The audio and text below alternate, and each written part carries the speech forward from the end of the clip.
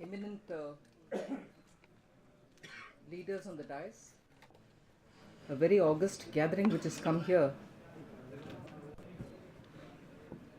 to discuss the very critical article in the Constitution, Article 370, which has repeatedly been in public discourse but never really caught the essentials so that the Indian citizens are well informed. I first of all thank the Syama Prasad Mookerjee Research Center for having chosen to call me to speak on this. And any meeting which speaks on this Jammu Kashmir related issues, I would think will not really be doing its job very well unless we do start with paying a respectful homage to Sri Syama Prasad Mookerjee, who actually sacrificed his life to keep Jammu and Kashmir as an integral part of India.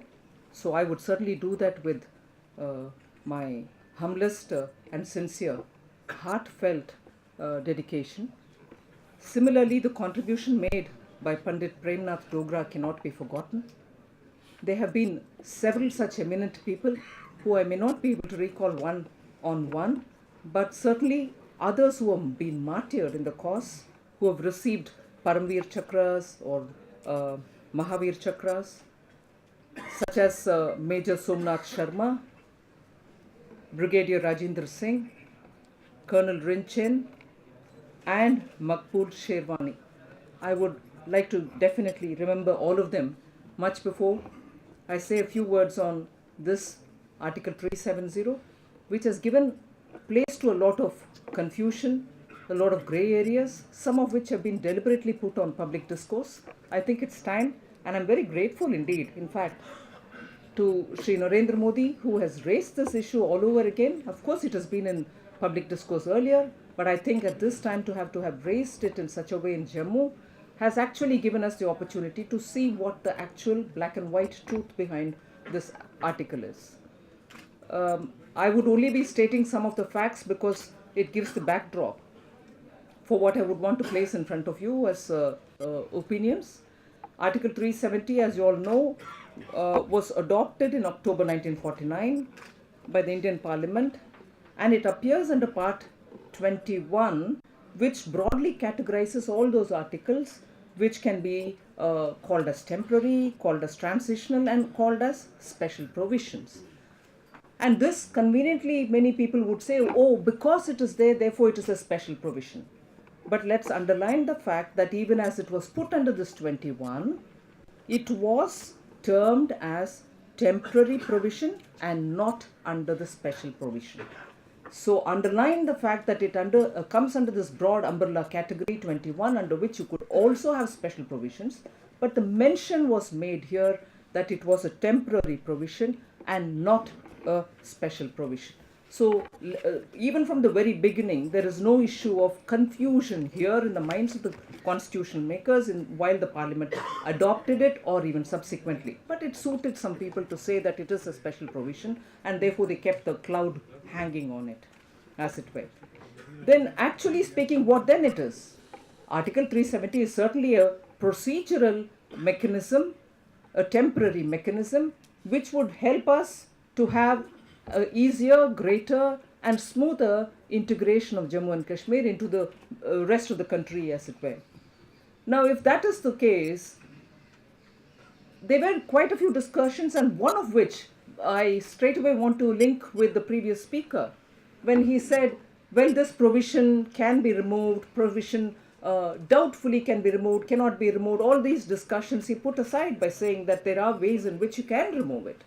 I would just broadly recall the discussion which happened both by during Jawaharlal Nehru's time in the parliament and also during Gulzar Nanda's time as Prime Minister. 63 November, Jawaharlal Nehru had said, and the much repeated line, that it is going to get eroded, gradually eroded, and it shall erode finally completely.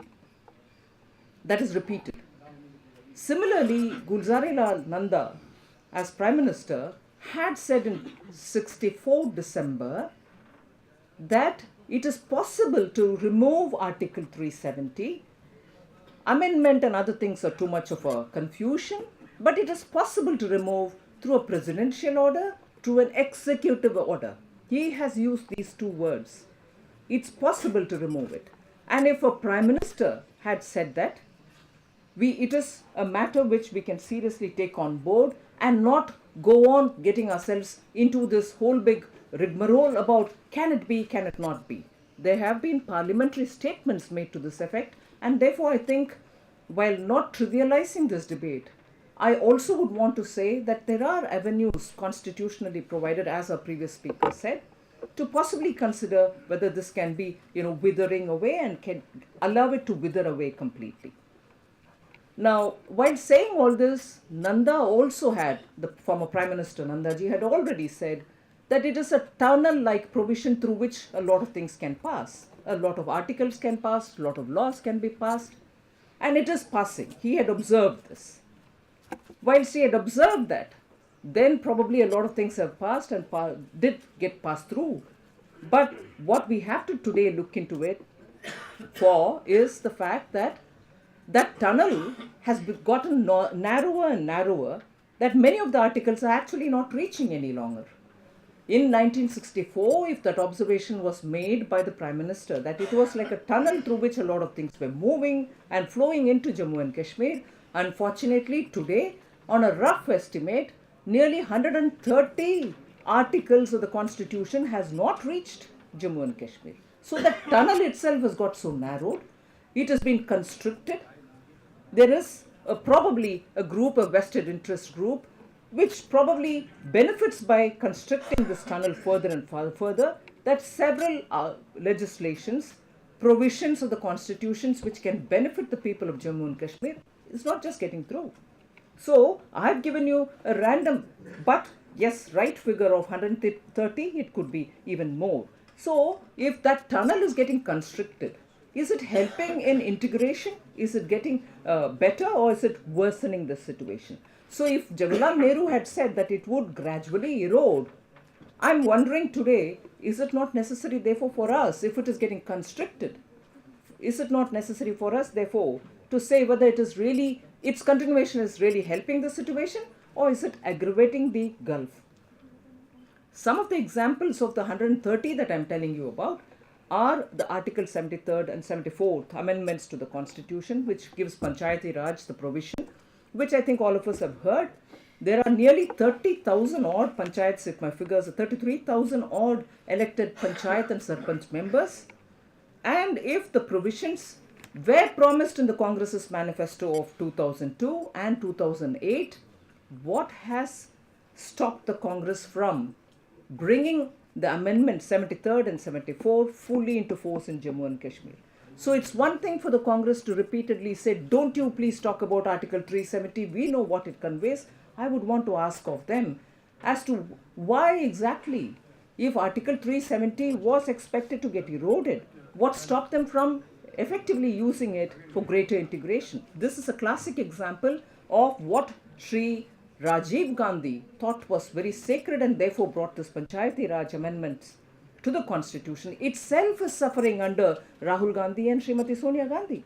I don't think the Congress party is committed itself to even fulfill many of its own flagship programs in Jammu and Kashmir. Even worse is the question of the amendment which Mrs. Indira Gandhi brought in the Constitution. The secular word secular, it does not apply in Jammu and Kashmir.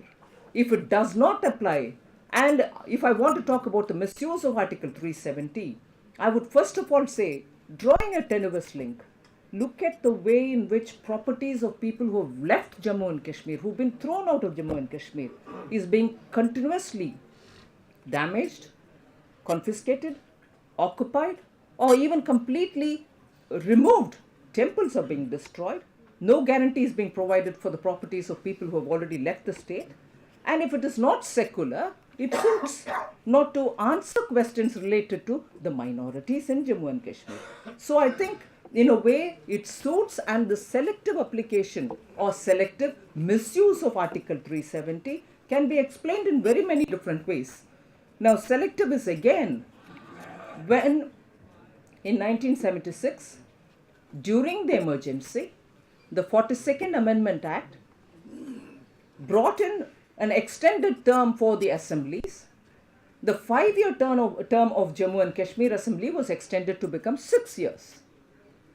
Well, after that, the 44th Amendment came into play after Congress was thrown out after the emergency days. Then most of these extensions offered to the assemblies were all brought back to being 5 years again.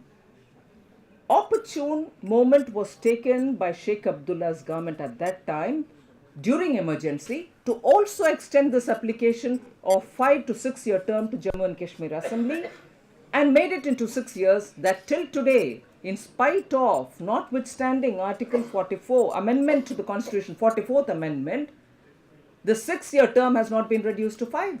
So, the selective nature with which many things are being done in Jammu and Kashmir using Article 370 can be exemplified with very many such examples.